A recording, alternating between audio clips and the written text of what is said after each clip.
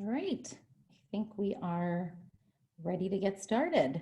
Hi, everyone. Thank you so much for joining us for our session this morning on virtual volunteerism. Really excited to be with you all today.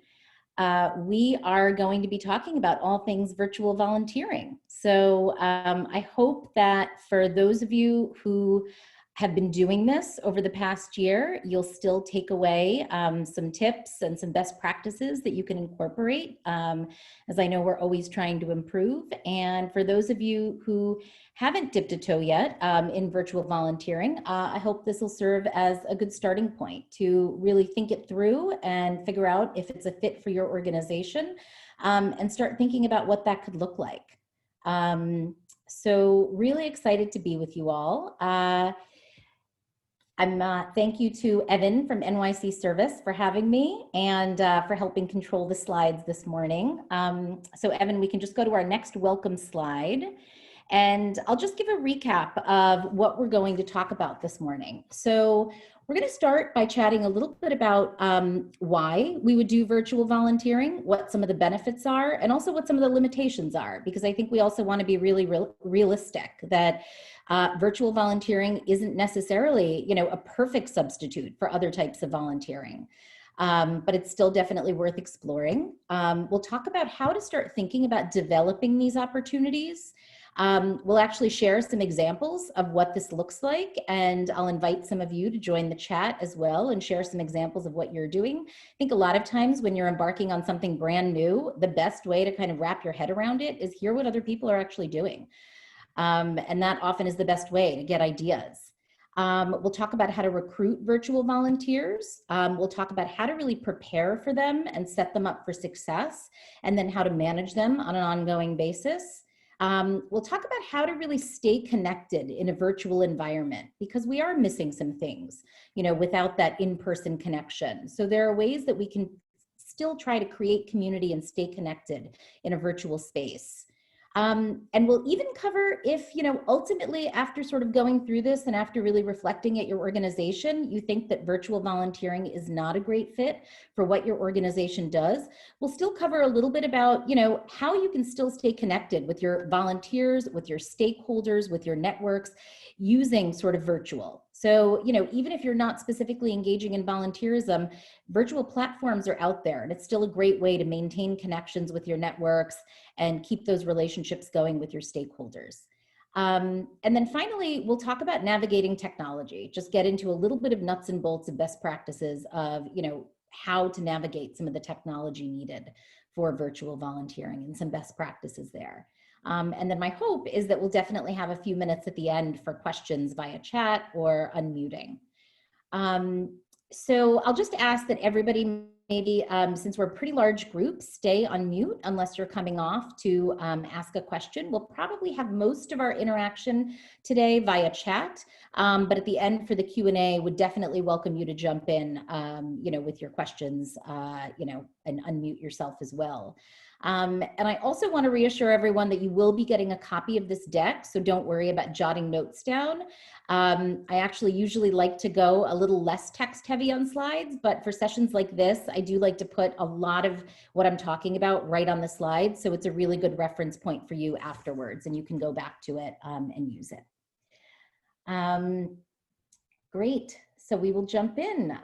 Let me spend just one moment introducing myself. I think my bio was in the invite, so I won't go into great detail, but my background is primarily in CSR and corporate philanthropy, and I've managed volunteers and grant-making programs from that corporate perspective for many, many years.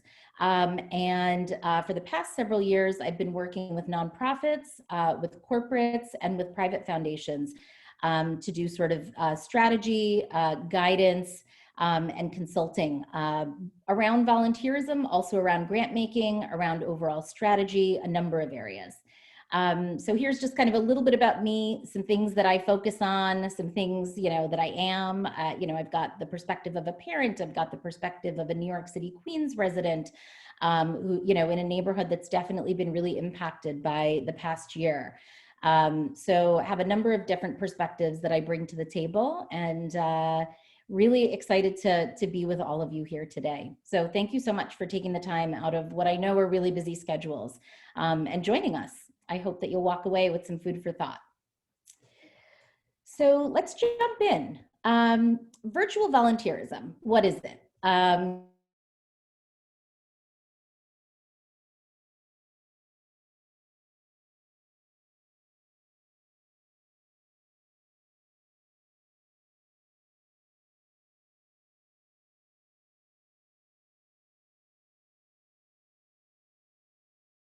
I did some digging around in preparation for this to try to find a really solid number, and that was not possible. But numbers, of different organizations, different communities, different geographies have ranged from, we've had a 20% jump in virtual volunteering since March of 2020 to we have had a 400% increase in virtual volunteering since March of 2020. So, whatever it looks like for a particular organization, a particular geography, it is an area where there's been a lot of interest and a lot more activity over the past year. And I think one of the reasons, we wanted to put this session together today is because, now it's become part of our reality. We don't know exactly what things are going to look like in the coming months and the coming year. There may still be a need to obviously engage volunteers virtually, but there are benefits to this that allow us to kind of think about this even beyond COVID.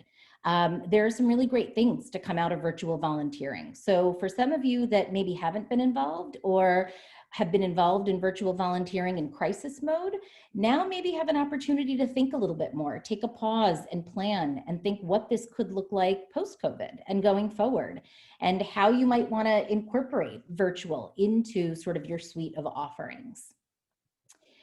So want to do just a really quick pulse check with a poll to see, what we have here in our audience in terms of experience with virtual volunteering. So we're going to just pop up a quick poll, and if people just want to pop in an answer. If you've never tried it, if you've just skimmed the surface, maybe you've just done a couple of things over the past year out of need, if you're regularly using this approach, or you tried, but it hasn't worked for your organization.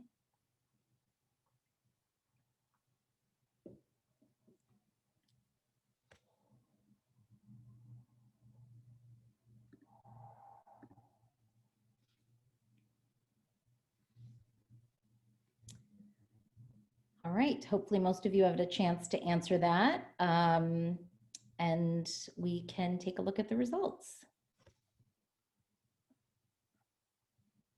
Okay, so we have a lot of folks in the room that are regularly using this approach, which is really, really exciting. And then we have some folks that have tried it, a number of people that haven't tried it, and then a really small percentage of people that tried it, but it didn't work out well. So that's good to hear that, there haven't been too many negative experiences with it. But thank you so much for sharing. This is really helpful to me. And I think it's also interesting, hopefully for all of you, just to get a sense of kind of what our community is doing and how many people have been, focusing on this. Thank you. So let's really start with talking about why do virtual volunteering? Is it something that, we need to do? Some of us were forced to do it over the past year, but what are some of the things that make it compelling? Let's just go to the next slide. So number one, it can help lower your costs. There are things about doing virtual that are more cost efficient and cost effective than doing in person. I think a lot of companies have obviously, companies and organizations have experienced this over the past year just with regular work and work activities. And it's no different for volunteering. There are lower costs in terms of space, in terms of materials, in terms of supplies, in terms of refreshments, in terms of swag, in terms of all of the things that kind of go along with in-person volunteering. So there are opportunities to do some of the things that you need done at your organization for lower cost. It also gives an opportunity to broaden your reach. In preparing for this, I spoke with a number of organizations to hear about their experiences with virtual volunteering. And one of the things I uniformly heard was that they have significantly broadened their reach of volunteers. They have corporate partners that have shared opportunities with folks all over the globe. So all of a sudden they have folks from Asia and Europe and Latin America participating in their mentoring programs, their tutoring programs, and bringing really different perspectives and experience. They've broadened their reach to folks that are just outside our immediate geography here in New York. They have broadened to people that are just in much more remote locations that are harder to get to. Maybe it would take somebody from, you know, a different borough, an hour and a half to get to your organization to volunteer, which was previously a barrier, but now all of a sudden that barrier doesn't exist. So you've been able to engage somebody who's been interested in your organization, maybe who's a donor, but hasn't been able to volunteer previously. It also, alongside that, helps diversify your volunteers. You have the opportunity to engage different kinds of volunteers. Perhaps folks that normally would have childcare concerns and not be able to get out for long stretches of time. Perhaps elderly people or people with mobility issues.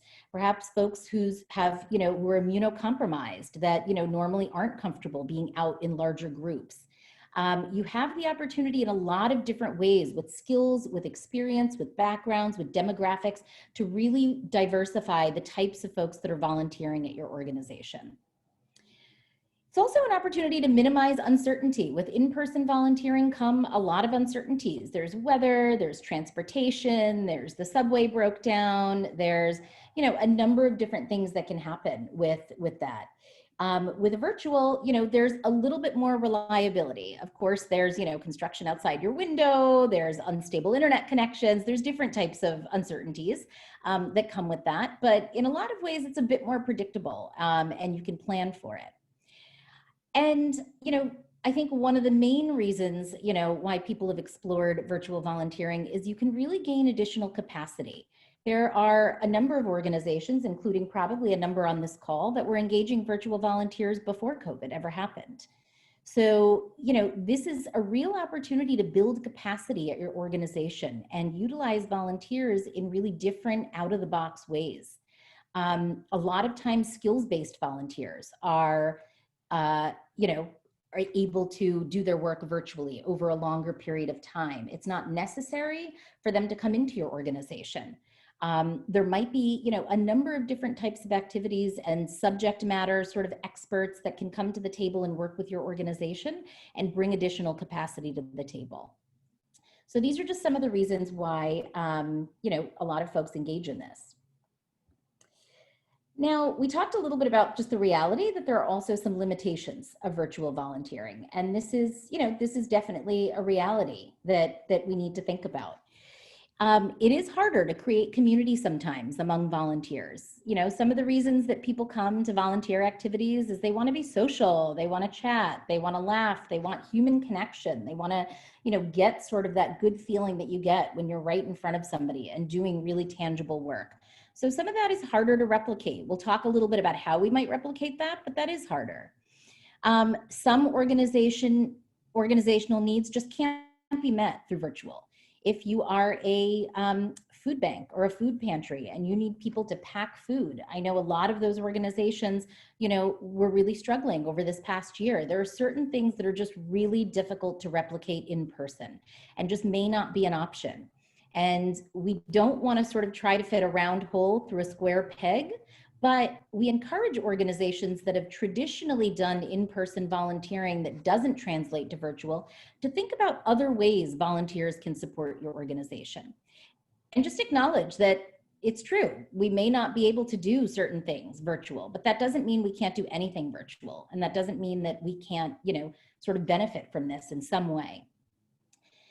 Traditional low-cost strategies for acknowledgement and recognition are really hard. It's hard to sort of make volunteers feel good with a cup of coffee and some donuts and a t-shirt. You know, those things are really difficult to sort of replicate virtually.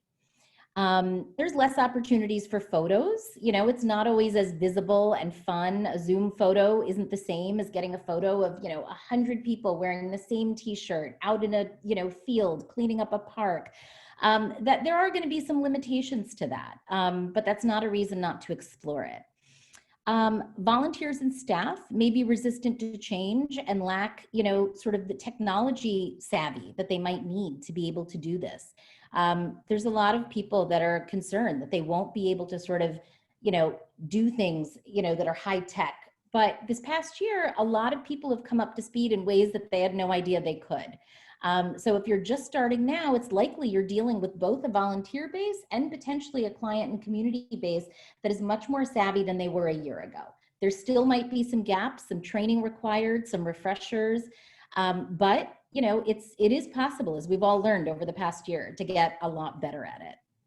And finally, it's hard for virtual to replace face-to-face in terms of awareness building and, that human connection, bringing a volunteer directly to the impacted community, letting them see the folks that they're serving.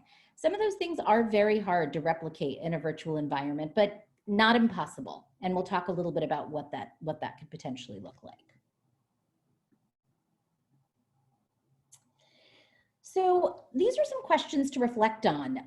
We're here together for this 1 hour session and, but I want to make sure that you all have something to take back to your organizations and really think about and reflect on. So I encourage you to think about these questions back at your organization with your colleagues. Think about, if you've already been doing virtual volunteering, what's gone really well that you can build on and maybe extend post-COVID? And what are some of the things that have been challenging that you might want to think about addressing or overcoming in order to sort of really get the best, impact out of the virtual volunteering that you're doing? And if you're part of an organization that hasn't been doing this so far, what are some reasons, that it makes sense for your organization to consider? Look back at our slide where we talked about the benefits. Are some of those sort of jumping out at you? Would that be compelling to your leadership and your colleagues back at your organization? And are there specific barriers to virtual volunteering that you need to address and acknowledge and really think about before you jump in? It's important to just be, honest and candid with yourself as an organization. What are the things that, where we're really going to get stuck? And let's think about whether we can work through that or whether we can't. So next, we're going to move on to building your virtual volunteering strategy. Once we've sort of decided that, this is compelling, we want to explore it, how do we actually think about what volunteer opportunities could look like? Now, some of this, might look familiar to some of you because developing virtual volunteer opportunities is actually not hugely different from developing regular volunteer opportunities. It involves a lot of the same thinking and reflection as an organization with some additional questions layered in specifically around virtual. So let's jump to that. So the three sort of main steps in kind of really crafting opportunities are assessing your needs as an organization, really developing the scope of a project, figuring out all of the details and how it's going to work, and then actually creating volunteer roles and understanding kind of, and articulating what that's going to look like for a volunteer. So first, in terms of assessing needs at your organization, this is something that hopefully a lot of you are familiar with already and have been doing to sort of think about regular volunteer opportunities and more traditional volunteer opportunities, even pre-COVID. The one big recommendation I'll make here, we talk about surveying staff to think about sort of gaps and pain points and needs at your organization, particularly over the past year that have emerged during COVID, because there might be some new needs that, weren't there a year ago. The number one recommendation I have here is to start these conversations without focusing it on volunteerism, because sometimes when you say to somebody, what are some ways we can get volunteers involved? Or what are some ways we can get virtual volunteers involved, to address some of our needs? It automatically sort of closes the box in for people. And people go to what they think of as volunteerism, how your organization has always done volunteerism. It's really hard sometimes for people to think outside the box. So I would suggest that you start with some of these broader questions of just, what are some gaps in our organization? What are some unmet needs? What are some things that we often struggle with? What are some things that we struggle to get done? Create that list and then layer over it the conversation of, now that we have this list, where are some opportunities we might be able to engage volunteers? And, for 50% of them, maybe volunteerism is not the answer. But there might be some new needs and new things that are surfaced there where volunteers could make sense to plug in. It's also important to talk to staff at all levels of the organization, even departments and teams that did not previously engage volunteers. They might be struggling over this past year, and there might be some new needs that have emerged, and you want to make sure that you're really understanding very current needs of the organization when thinking about how to craft volunteer opportunities. You want to consider, the impact of COVID and how that's affected your organization, and if it's created any holes for your clients, for your communities, internally for capacity. And you want to identify processes that are clunky within the organization that you might be able to bring in volunteers to really help with, to make smoother.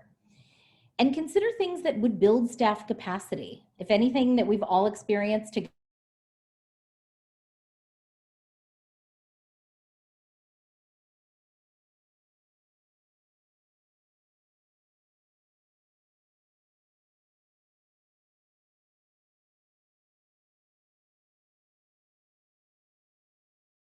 which ones make sense to bring in volunteers and which ones don't. Determining if there are opportunities for virtual engagement. In some cases, you want to be really honest. You do not want to force virtual volunteers into a situation where it's not a good fit, because that's not going to set your volunteer or your organization up for success. You want to make sure that you're identifying opportunities where it makes a lot of sense. But be sure to think outside the box and explore new ideas. Think about skills-based opportunities. Think about individual opportunities. Think about group opportunities. And really start prioritizing those lists based on the need, the effort required by your organization, and the capacity to manage what those projects are. So once you've surfaced some really good ideas for what that could look like based on your organization's needs and what might translate to a virtual volunteer scenario, this is a really, really important part, is sort of really scoping out a project and figuring out how it's all going to work. Specifically with virtual volunteering, with people where people don't have as much experience with it, and you might be engaging new volunteers that have never done something in a virtual setting before, you want everyone to have a really positive experience. So it's important to really plan and prepare for that. So when you're scoping a project, think about activities that really, help the organization meet its mission and goals. How do you articulate that? How do you make it compelling? When you're thinking about the format, does it make sense to have, ongoing or one-time opportunity? Is this an individual opportunity or is it for a team? What's going to be the frequency? Is it something that's for a long-term volunteer to engage weekly, or is it a one-off? Think about the different requirements. This is really critical with virtual. What kind of technology do you need? What kind of facilitation do you need? What kind of expertise do you need from the volunteers? And what kind of training are they going to require? Think about staffing. This is really critical, just as it is in a regular volunteer opportunity. What kind of staffing and oversight does it need? There's a huge misconception that when something goes virtual, it's just easy and it's a snap and it doesn't require as much staff management. It doesn't require as much work.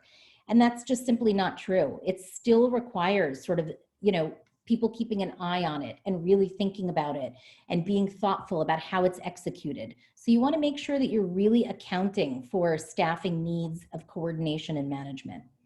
And thinking about the costs to the organization. What are the costs in terms of staff time, in terms of technology, in terms of other tools that you need?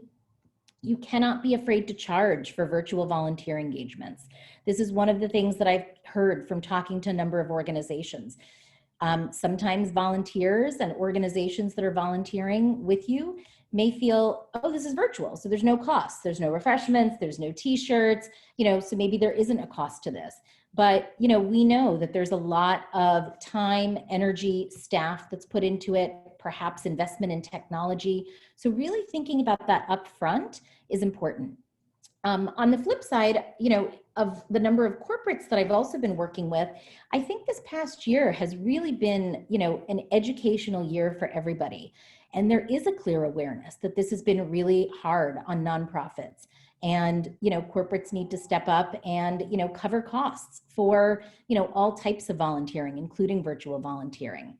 So, I think there is, an overall understanding in the volunteer community about that. So really important that each organization reflect on that and make sure that they are articulating what those costs are and figuring out how they're going to cover them in an organization's budget, through fundraising, through, sort of the cost of a volunteer opportunity, perhaps for a group or a corporation. The most important thing about sort of scoping is after you've thought about all of the above, ask yourself if it's feasible and it makes sense for the organization. Is the impact that you're getting out of the opportunity worth the input that you're putting into it? But when you're thinking about impact, you want to think really broadly about it. You want to think about the impact it's actually having on your mission, on your clients, on your community. And you also want to think about the impact of maintaining those stakeholders, keeping those networks engaged, keeping awareness of your work and kind of key things happening in your space with key stakeholders and communities. There are a number of different impacts that virtual volunteering can have. And finally, you want to make sure that you establish success metrics and really think about how outcomes are going to be tracked and evaluated, just like you would for other programs that you do at your organization. It's important to be able to make a case for it and also to be able to find weak spots and continue to make improvements, because as we talked about, it's very likely that sort of the virtual model will continue to extend post-COVID. So you want to make sure that you're looking at it, you're evaluating it, and you're making improvements to kind of keep it a very tight working model. Finally, developing a clear position description is really important, and perhaps even more important with virtual. You want a very clear overview that talks about responsibilities, timeline, format, very clearly talks about the technology and tools needed and the necessary skills and experience. You want people to be able to understand what they're committing to. I always ask people if you put out a call for, let's say, for example, a graphic designer to your entire network of stakeholders and just said, our organization needs a graphic designer. Think about how many people might respond to that. But if you put out a call saying, we need a graphic designer for 3 months for a project that'll likely take about 2 hours per week, you need to be familiar with this software and you need to be able to, make this commitment for this project. That's something that people can really wrap their heads around. So not only are you going to get more people that feel comfortable signing on or, throwing their name in the hat for that project, because if you don't have those sort of parameters, somebody might think, are they looking for a graphic designer indefinitely? I don't know if I can make that sort of a commitment. But if they have clear parameters, not only are you getting people to sort of raise their hand, but you're also getting the right people to raise their hand. People that understand what you're looking for, understand exactly, what sort of the parameters are, and are still raising their hand and saying, yes, that works for me. So you've already saved yourself time as an organization by putting those sort of requirements very clearly in your role description. It's also very important for virtual engagements that you make these role descriptions compelling. They're not going to have the in-person engagement, the opportunity to come right to your community, engage directly with the community or clients or members of the organization, put their hands on something, sort of rock out to music with a team. They might not be able to do some of those things in the same way, but you really want to communicate to them what kind of impact this opportunity is going to have. Who are the community and the individuals that are going to be affected? Why does this volunteer opportunity connect to the mission of your organization? You also may want to articulate the value proposition for volunteers, which of course is going to be making a difference and having an impact on the mission of your organization. But if some of the other things that people typically get out of volunteering, like networking and engaging with other people, if there are ways that you can replicate that in virtual, talk about that in your role description. Say, we will be together on a Zoom with a larger team. There will be opportunities for breakouts and networking. People have different motivations for volunteering. So thinking about what the value proposition could be for volunteers and what you're able to offer, and be very clear about that in there. You never know sort of, what people are looking for exactly out of an experience and how you might be able to draw them in. And the last point is really important, particularly for virtual. If you're piloting this, if this is something brand new that your organization is taking on, share that right in the role description and say, you know, we're piloting this opportunity. We'd love you to be a part of it, and we will be asking you for feedback to make it better. And that way you set realistic expectations. If the technology isn't just right, if the process isn't perfectly smooth, they know that going in, and they know that they're going to be asked for their input to make it better. And people get excited about that. People want to have input in shaping and building something. So don't be afraid if it's something that's brand new for your organization. I would be really upfront with that. And particularly if you're sharing it with, people that are already committed to your organization, that are in your current volunteer network, that are current stakeholders, share that you're trying something new and you hope that they'll join you in piloting this program. So some things to reflect back on at your organization. What are some key needs and gaps and challenges at your organization right now? Could any of them benefit from engaging volunteers virtually? And really important, how would it all work? Thinking through all of the details with colleagues right up front. So I encourage you to take that back to your organization and think about some of those. So here are some examples of virtual volunteer activities that, from work with other organizations, from talking to organizations in preparation for this. You can take a look at them. We'll run through some of them, but I would love to invite you just over the next minute or two to also pop into chat some of the things you're doing or a great idea that you heard about another organization doing. Would love to hear, what some of you are doing. We won't read out all of them, but I think it'll be nice for people to sort of peruse the chat. A lot of times, again, when you're, new to something, it's great to hear how other people are approaching it. We've heard organizations that have used virtual volunteers for translation services, as social media ambassadors out there, sort of, putting their message out there, building awareness, getting more stakeholders. Doing phone banking, getting vaccine appointments for seniors, checking in on vulnerable populations by phone during this particular year, doing tutoring or mentoring in a virtual setting, perhaps with a software that has sort of a closed platform and has some safety features built in, particularly if you're dealing with younger people. VITA tax preparation assistance. The organization that shared this example with us said their VITA tax preparation volunteer numbers over the past year jumped dramatically. It was much easier for people to do it virtually. People had the skills, they had the interest, and they really just needed to remove that barrier of actually going to a location and having to do it. They noticed a huge spike and may continue to offer the program in that way. Some really creative things, tracking bird populations and migration patterns just through your computer. I know the American Red Cross has an incredible program called Missing Maps, where you can actually help create and draw maps for places that are undermapped and vulnerable to disaster. And actually helping draw and create these maps will help the Red Cross be much better prepared in the future for potential disaster. Read alouds to younger students, virtual card writing and expressing support.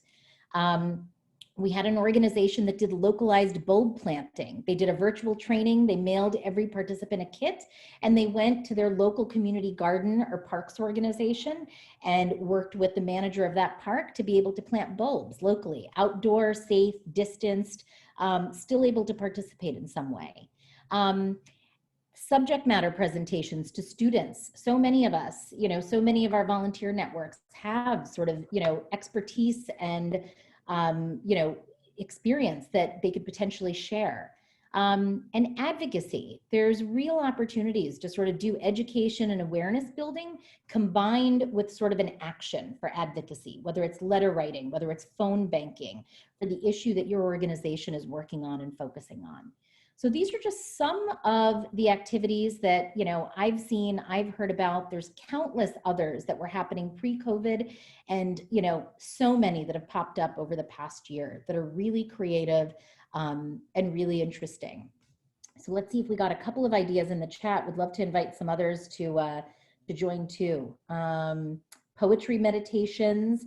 Yes, I've heard about Zooniverse also, another cool volunteering site for citizen science projects.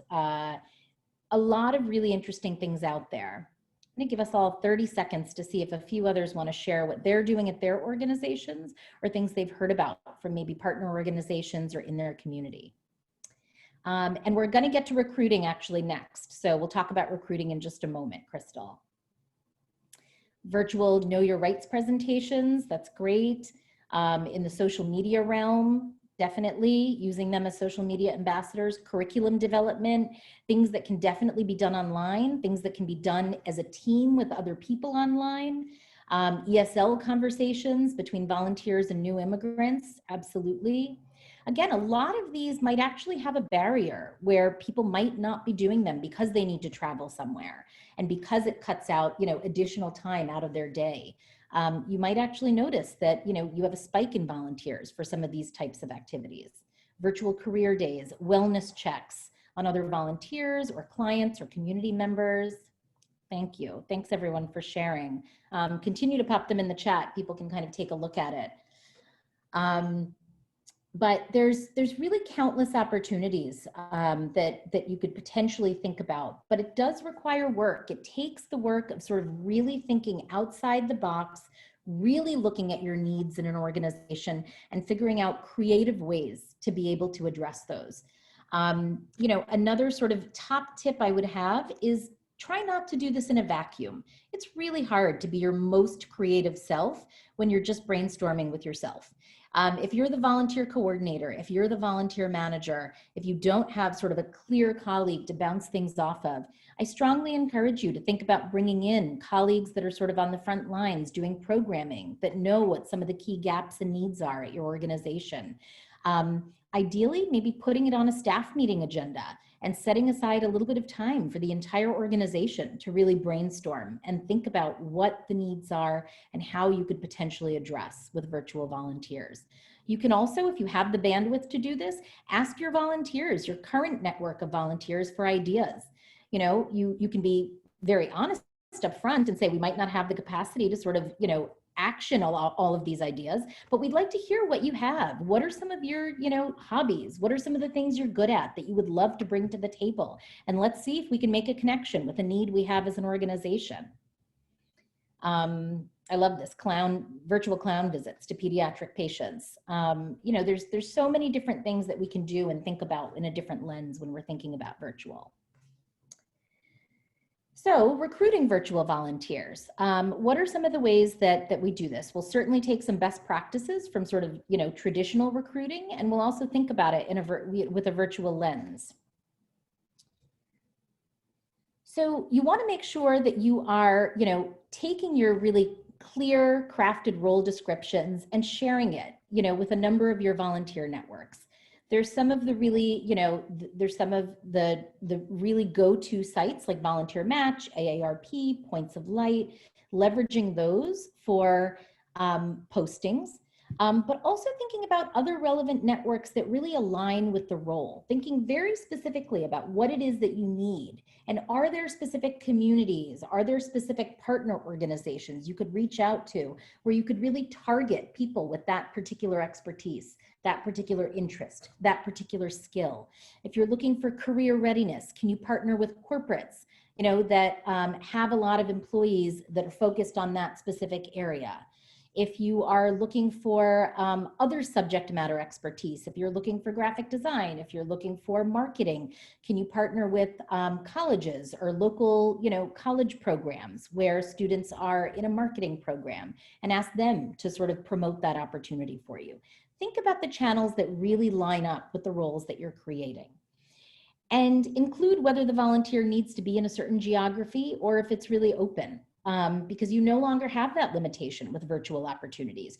You can ask, volunteers from other areas to participate.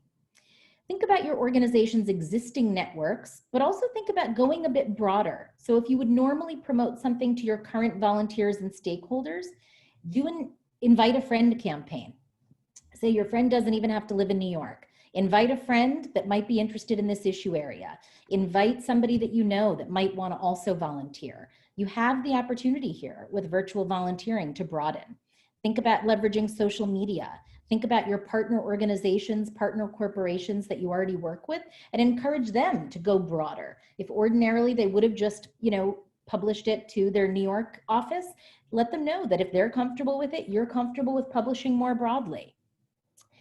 Make sure that when you do recruiting, you have a go-to spot for interested volunteers, either a landing page on your site or a link that leads them to a survey monkey, a Google form, somewhere where you can collect basic information. And remember to keep it really simple. Don't overwhelm people. Only ask for the information that you really need. But think about skills, professional and volunteer experience, their availability, and make sure you hold on to this data, because when specific needs come up down the line, it's a great resource to look back at and really think about and maybe sort by professional skills or experience and say, oh, great, we needed somebody with legal background. And well, let's go back and see who signed up, and who was interested. Maybe we can tap into that for a specific project. So make sure there's a go-to spot for them. Next, think about how we're going to screen virtual volunteers. A lot of the screening practices will be similar to, how you do it with non-virtual volunteers, but we do want to think about a couple of specific things.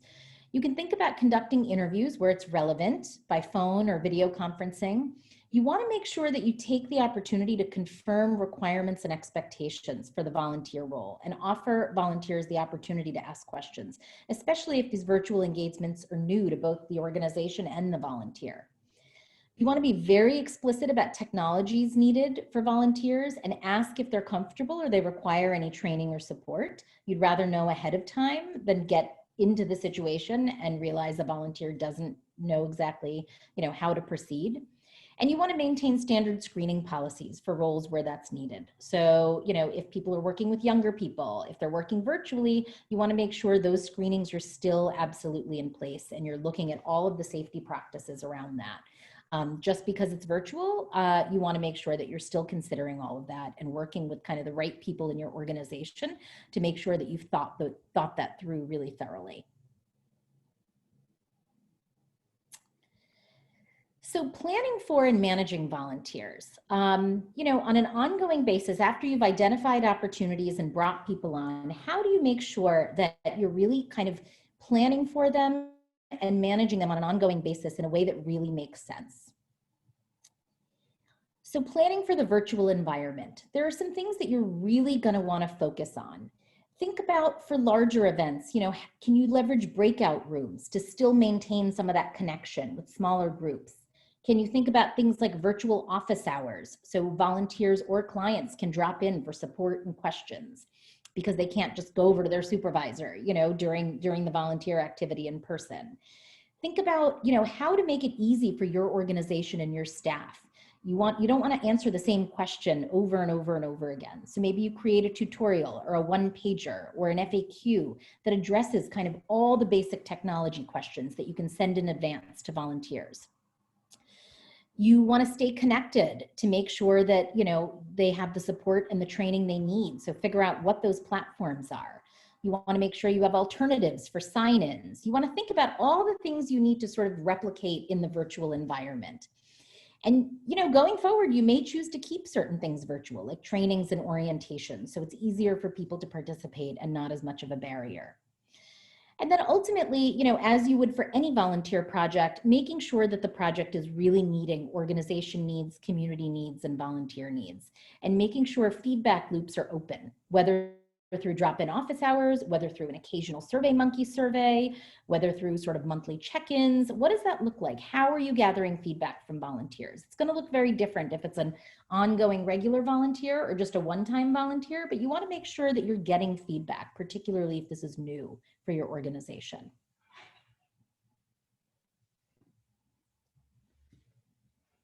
Onboarding and managing volunteers virtually also has, kind of just a slight, sort of twist to it. You want to make sure that you're thinking about ways to effectively onboard and manage volunteers. You still want to make introductions to staff and other volunteers, particularly if these are long-term volunteers. You want to talk about the organization. You want to make sure to include them on newsletters and communications. You want to do all of those same things, but figure out how that translates to a virtual environment. And when you're managing volunteers, you still want to make sure that you create opportunities and vehicles to provide clear direction, to communicate regularly, to make volunteers feel that they're part of a team, to send e-calendar invites for all activities. Don't rely on just an email. Send them an Outlook invite or a Google Calendar invite so it's on their calendar.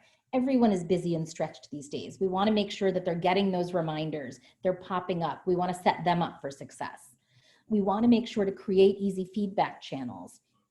You want to share impact of volunteer activities regularly, perhaps even more regularly with virtual volunteers, because they don't have the chance to see exactly what they're doing. So you want to be able to share with them how impact, with the impact they're making, how it connects to the work that they're doing. And you want to come up with ways to recognize and acknowledge volunteers, which is going to look very different from traditional, but there's still ways to do it in a virtual environment. So ways to stay connected in a virtual setting.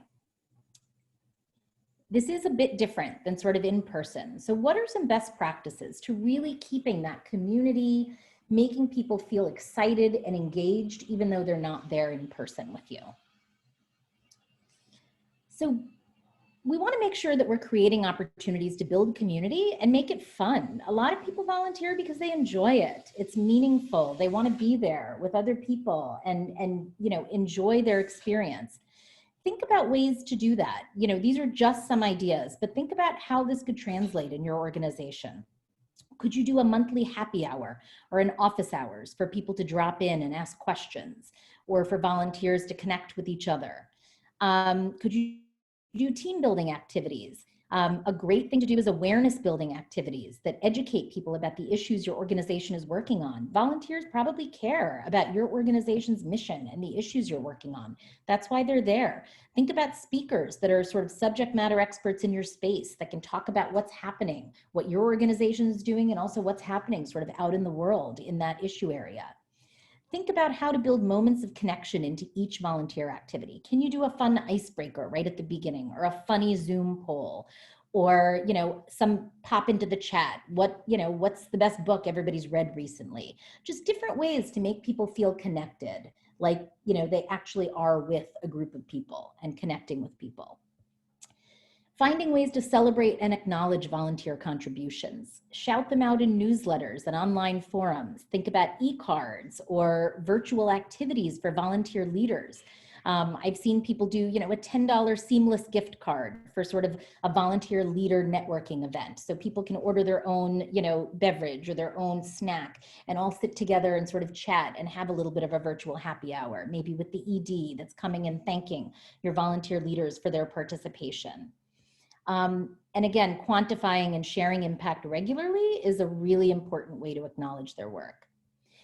And then creating online forums for volunteers. We don't want to overwhelm people, but thinking about what makes sense. You could think about putting this on your intake form. What are the channels you're already comfortable with to see what volunteers are already using? What is your organization already using? You don't want to create a lot of extra work here, but if it's easy enough to create a Facebook group of volunteers where you can put pictures, where you can share messages of support, think about doing that. And find ways to share stories, even those virtual stories, and ask volunteers questions and invite them to share about their experiences through video blogs or interviews. Think about ways to kind of share people's experiences and connect with each other. Now, for those of you who haven't dipped a toe and maybe you're going through this and saying, wow, my organization is just, I don't see how this is going to translate, how I'm going to be able to really address our organization's needs with virtual volunteers. That may be the case. There's going to be some organizations where there are just some barriers in place and it may not work. If that's true for you, think about using virtual engagement just to stay connected with your volunteers, stakeholders, people that care about the issues that you're working on. You can think about staying connected with your network by, phone, email, Zoom happy hours. They might not be volunteering, but connecting with each other and chatting with each other. Adding volunteers to organization newsletters, inviting them to be online ambassadors and sharing their stories and why they care about these issues on your blog and your website. Thinking about hosting guest speaker events to maintain awareness and keep them informed and engaged. And you might want to think about some other avenues. If your volunteers are really looking for some way to act, you might want to think about partnering with other organizations in your community or ones that are working on similar issues to create a joint opportunity, sort of presented by you and this other organization, giving them an opportunity to do something and helping another partner organization that maybe you already work with. Maybe identifying an advocacy or a fundraising need that volunteers might have interest in supporting, allowing them to write letters or make phone calls, things that don't maybe fall into the typical bucket of volunteering, but would still help your organization and give them, an opportunity to act. And tapping top volunteer leads to help rethink volunteerism at your organization post-COVID. This is all something that we're probably thinking about, and it might not even be thinking about volunteerism post-COVID. Maybe it's thinking about your programs and delivery and what that's going to look like in this new world. Are there top volunteers that are so connected to your organization and have seen firsthand how it works that you might want to bring them in, build your own capacity and ask them to help, create a small advisory committee and work with them, find out what their special skills and talents are and think about how to leverage those for just working with your organization to address the needs that your organization is already trying to. So finally, navigating technology, and I'll go through this really quickly so we have a little time for questions. But this is just obviously the unique piece of virtual volunteering, and it's a little bit of a barrier for some people, but it doesn't need to be. And there are things that you can do to make it easier for people. So making sure the organization has the proper tools and systems in place for virtual engagement. And if you need support on that, reach out to your funders. Think about how to support that. For the platforms that we often use, like Zoom and WebEx and GoToMeeting, make sure that you're really familiar with all the features that are available. There's really cool things on each of these platforms that you can use to make experiences better. Often having a paid account is better than a free account. So if you have a Zoom account, it's not that expensive, especially if you can get a funder to cover it, to pay for a real account where you won't have time limits, you'll have access to different features. You have to do sort of a cost-benefit analysis, but if there's an opportunity to really use that platform, you may want to invest in that. Think about recording trainings and orientations for efficiency. So, so your staff can build capacity. Instead of having live trainings, maybe you have one live a month and then have the recording out there for people that need it, in the interim. Think about what the best platforms are for communicating. We talked a little bit about that. Allowing 5 or 10 minutes at the start of every agenda for logons, tech issues, maybe even doing a quick tutorial for people rather than having people get stuck during the session. If you're using certain tools on the platform, take a couple of minutes right up front just to do a tutorial and a review. People will be really, really grateful and it'll make for a much smoother experience. Establishing technology norms right up front for the activity. Do you want everybody on mute? If it's a small group, do you want everybody off mute? Do you want it to be a really organic discussion? What are the different technology norms? Do you want cameras on if possible? Is it okay if people have cameras off? Establish those things up front. Make sure particularly if you're leading a large group, you have a second colleague or maybe even a great way to engage a trusted volunteer to help support when you're facilitating larger groups. There's a lot to do, a lot to monitor the chat, let people in. You want to see, if you can get some help. Creating the FAQ we talked about to send people in advance with technology needs, anything they need to download, and ensuring leads are really comfortable with the technology and always doing a test run. So you want to make sure you're really, really comfortable and you can, you will feel very comfortable when you're sort of, facilitating this activity and all the issues that might come up, all the features that you might want to use, and test run with colleagues or trusted volunteers. So again, a little reflection for you all to do back at your organizations to think about whether you have the systems already to sort of set up for a virtual environment or you need to think a little bit about that. And mostly think about, what are the most critical things you're trying to accomplish here? And how can you find ways to kind of replicate those in the virtual environment? What are the sort of particularities about your organization? Is confidentiality really important? If that's the case, how do you make sure you're getting that in the virtual environment? Think about the things that are really, really critical to your organization and figure out how you can sort of make sure that you're, delivering on that in a virtual environment. We have a couple of minutes left for questions, but if people have to jump off, I just want to say thank you right now up front for the time, and I hope some of this was useful, and I hope you'll take back some of those reflections and think about this for your organization. If folks have questions, would love for you to just come off mute, ask a question, or pop one in the chat. Happy to answer in the last couple of minutes, anything that people wanted to ask.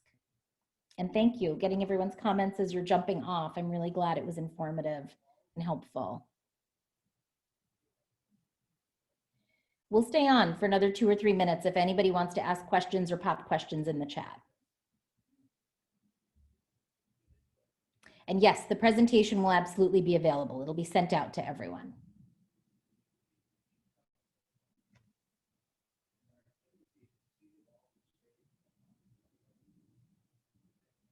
Thanks, everyone.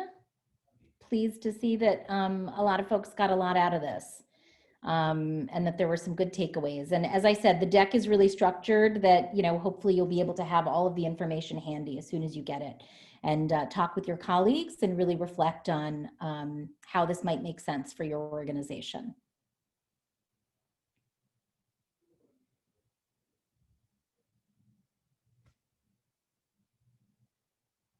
Great.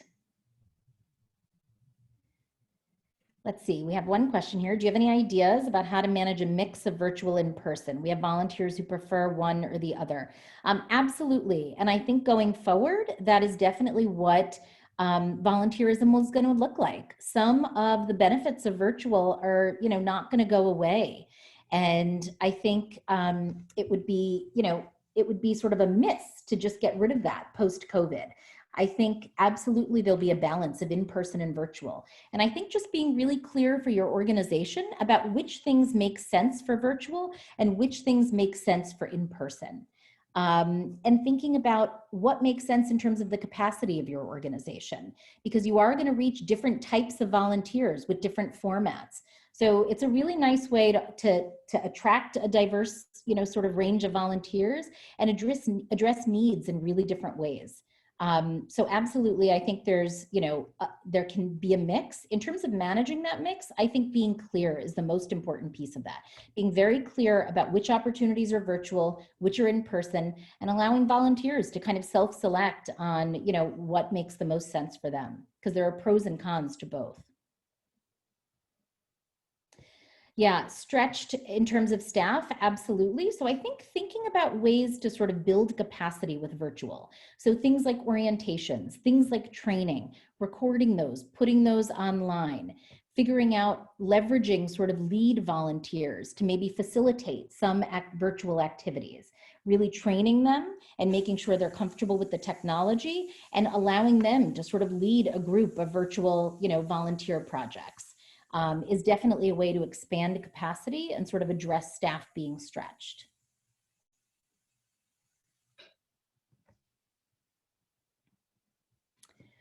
Great. Well, I think we're at time. Don't want to hold anybody longer, but really enjoyed being with all of you this morning. Thank you so much. And yes, the presentation will be available. I saw a question just pop in, but really enjoyed this. And I wish you all the best of luck in the coming months as you navigate this. And I look forward to hearing from NYC Service about the different ways that this is kind of, you know, played out for all of you. So best of luck, everyone. Thank you. Bye. Thank you. Bye, everyone. Bye. Bye, everyone.